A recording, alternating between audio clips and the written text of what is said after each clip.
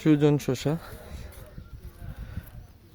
7টা 8টা তোলা দেওয়ার পরেও প্রতিটা গিটে এখনো শশা আছে। ভিতরে গেলে দেখা যাবে এই যে শশার সাইজ কালার অসাধারণ।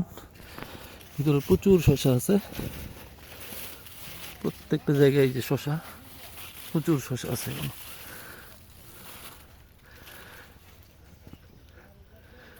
ব্যাপক শশা ধরছে। 30% জায়গা থেকে সে প্রতিদিন 1 টন করে হচ্ছে শশা তুলে, 1 টনে বেশিও হয়।